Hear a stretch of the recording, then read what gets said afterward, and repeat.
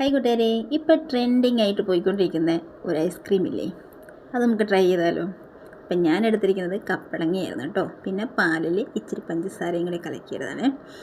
അപ്പോൾ നമുക്കൊന്ന് ട്രൈ ചെയ്താലോ? സംഭവം കിടുവാണ് കേട്ടോ. ഇച്ചിരി ഒരു പ്രയാസം ഇപ്പോഴാണുള്ളത്, കാരണം ഇത് നല്ല കട്ടയായിട്ട് വെച്ചേക്കുമല്ലേ.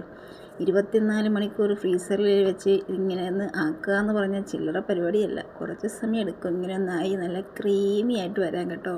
പക്ഷെ ആ ഒരു സമയം നമ്മൾ കളയുന്നതിനുണ്ടല്ലോ, ഒരു കുഴപ്പമില്ല കേട്ടോ.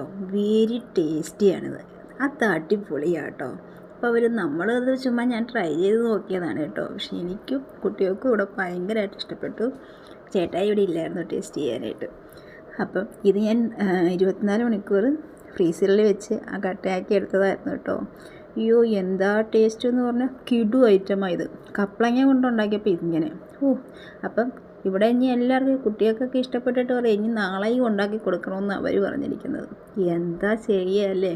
അപ്പോൾ വീഡിയോ ഇത്രയേ ഉള്ളൂ. ഇഷ്ടമായ ലൈക്ക് ചെയ്യുക, ഷെയർ ചെയ്യുക, കമൻറ്റ് ചെയ്യുക. ബൈ.